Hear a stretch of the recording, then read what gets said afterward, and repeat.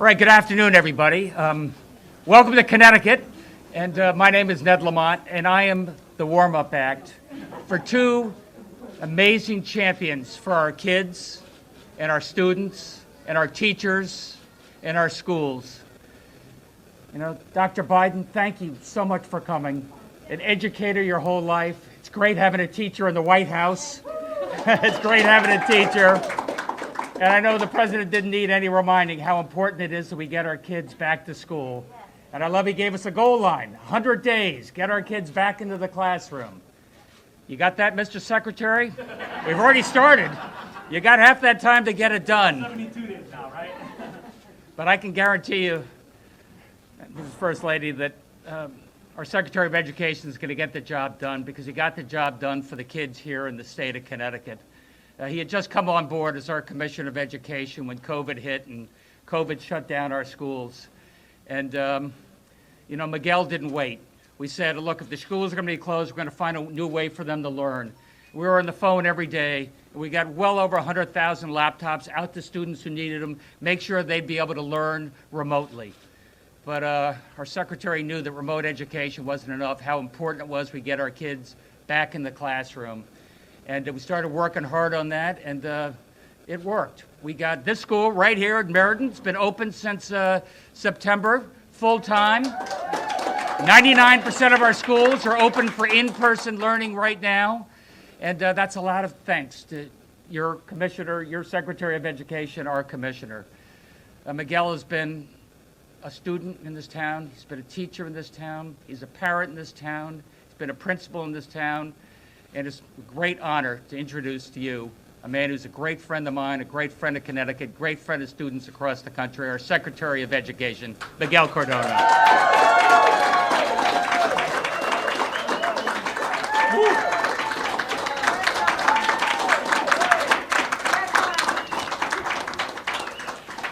Feels great to be home.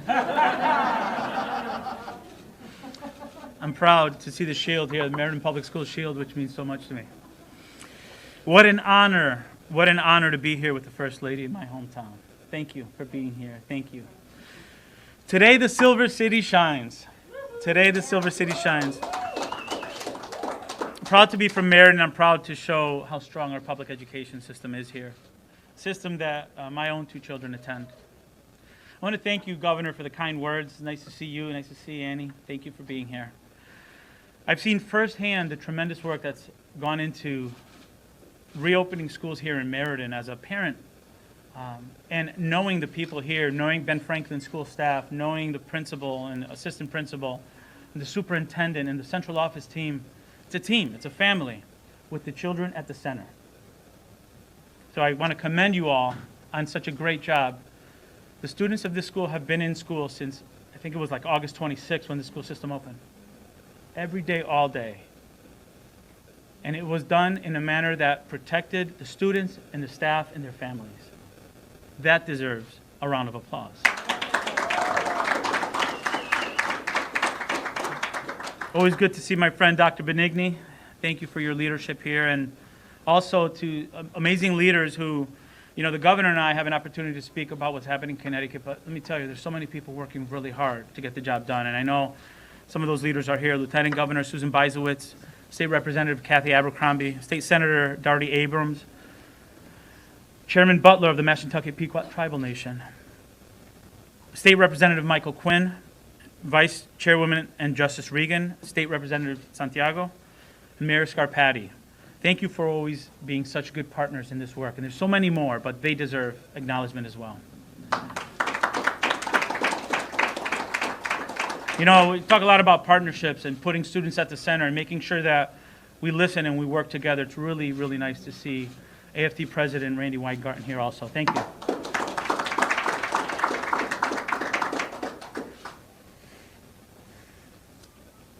And how are the children?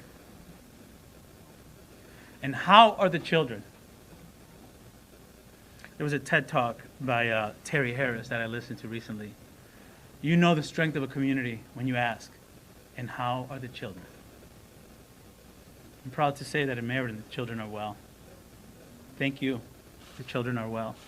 As Commissioner of Education, I experienced firsthand the disruption that communities and schools felt when the pandemic hit. I remember standing outside of your residence when the announcement was made to close all schools. Close all schools. As a former teacher, principal, I know the disruption that causes when you have to go from in-person on one day to fully remote another day, knowing that many of your students don't have access to a laptop, they don't have access to technology, they don't have access to school. As a parent of Celine and Angelito, I know how critical it is for them to stay engaged in school. And as a husband to a family school liaison who works in 2 schools, I know that feeling when everything that you're used to gets disrupted. As your Secretary of Education, I pledge to do everything I can to listen, to learn, and to act in the best interest of students every single day. It's important to safely reopen schools. It's critical that we do it as safely as possible and as quickly as possible. Despite the heroic work by educators and staff, the year-long pandemic has led to fewer learning opportunities. More kids going hungry. That's something that we don't hear about a lot. Food insecurity, social emotional insecurity, safety of students whose parents have to work. They don't have the option to work from home. Schools are more than just places where students learn to read and write. They're communities. They're safe communities for children. Safely reopening schools quickly means we're creating those communities. We're giving them back to our students who deserve them. Across the country, future Lin-Manuel Mirandas are sitting at home instead of going to the drama club. Future astronauts like Mark Kelly are sitting at home instead of going to a science lab to spark that wonder of science. We must continue to reopen America's schools for in-person learning as quickly and as safely as possible. The President recognizes this, which is why he took bold action yesterday to get teachers and school staff vaccinated quickly. I appreciate that leadership. As Secretary of Education, that is my top priority. Under my leadership, the department will take a problem-solving, solutions-oriented approach. We'll bring together students and school and district leaders to learn one another and to learn from national experts, including scientists and research. You know, in Connecticut, we did this thing early on, learn together, grow together. We learn best when we learn from one another. You know, we have people solving problems in one part of our state and other people dealing with that problem, but they're not talking to one another. In the middle of a pandemic, we have practices that work, that we know are safely reopening schools, and we're getting students access to schools. Yet, in other parts of our country, they're grappling with the same issues, but yet they're not talking to one another. We will heal together, we'll learn together, and we're going to grow together as a country. And we're going to make that happen at the agency. We got to work right away, and I want to commend the folks. I see Donna here, Ben here, Sheila here from the team. You know, they worked together before my announcement, before my confirmation, to work on the Education Department's COVID-19 handbook. This is a resource that helps states, districts, and schools and educators think ahead and reopen schools. Finally, and really most importantly, schools need to get the American Rescue Plan to get the financial help that they need to reopen schools safely and stay open, not just open for a few days. Okay, so that's critically important that we get that American Rescue Plan going to get the resources that our kids need. You know, the schools today are great examples of how you can do this, but we know that it's not just about turning on the lights and opening the doors and welcoming kids back in and thinking that we're back into March 11th, 2020. There's a lot of damage that happened for our students. We've all experienced trauma together. And in order to recover, we need to make sure we have a long-term approach. And that's what this rescue plan does. It provides the resources for the much-needed social emotional support that our students are going to need to recover from that trauma. Many of them lost family members. They see their parents lose their jobs. We need to be prepared to meet these students and families' needs when they come back across the country and know that it's not just a one-day thing. This is going to go on for years. That's why the rescue plan matters. That's why we need to support our schools. If I've heard anything in my career, if I've learned anything, it's that with the right support, students are resilient. They're going to bounce back, but we need to support them. We need to support them. For all the hardship and all the heartache this year, I believe that we will return and we will be better than ever. The American public education system and school systems will be better off than ever before, okay? And we can do that when we recover. And with that, I'm honored. I'm honored to introduce a fellow educator and a First Lady of the United States. Thank you for coming to Meriden. Thank you for being such a tireless advocate for our nation's students. And I cannot wait to get to work with you. Dr. Biden.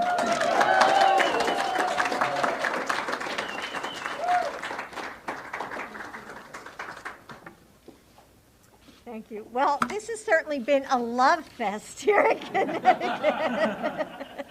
From Miguel's parents being here and your family, everybody welcoming you home. I mean, it's just been amazing to see their love for you. And now our nation is going to have that love for you. So thank you, Miguel. And so I think that, you were sworn in yesterday. And and so I think educators' favorite 3 words are not "I love you," which of course Joe and I want to say to the educators each and every day, but it's going to be Education Secretary Cardona.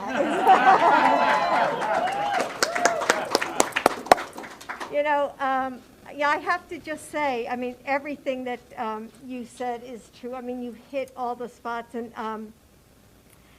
I'm so proud to be an educator, especially when I visit schools like this. And I want to thank you, Governor, for being here, and the mayor, and our friend Chris Dodd, who traveled all the way here, Senator Dodd, and Randy Weingarten, and the principal. I mean, you have been, just thank you for everything you've done. And like Miguel said, teachers want to be back. We want to be back. I'm a teacher. I am teaching virtually. And last week I said to my students, hey guys, how are you doing?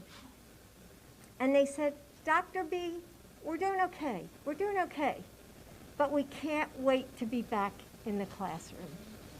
And, I think that's how we all feel. But we just know that we have to get back safely. And I think that once we get the teachers vaccinated and we get the American Rescue Plan passed so that schools like this can have the money to be back safely,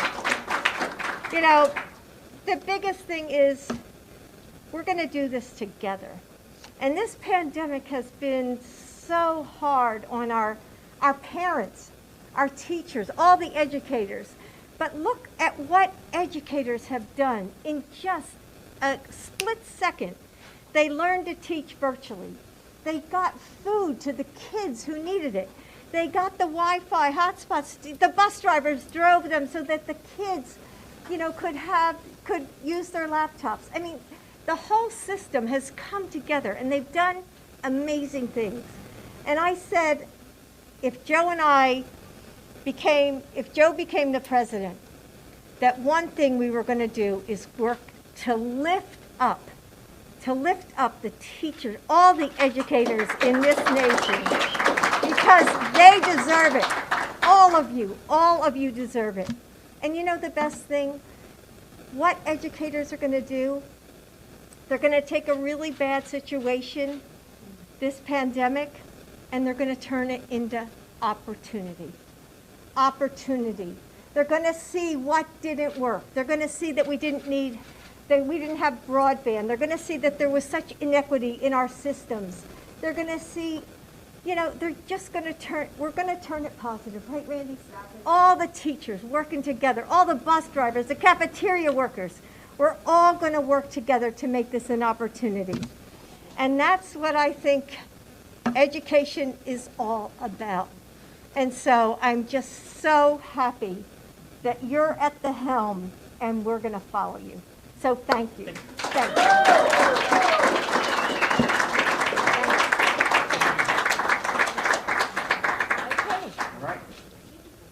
Dr. Biden.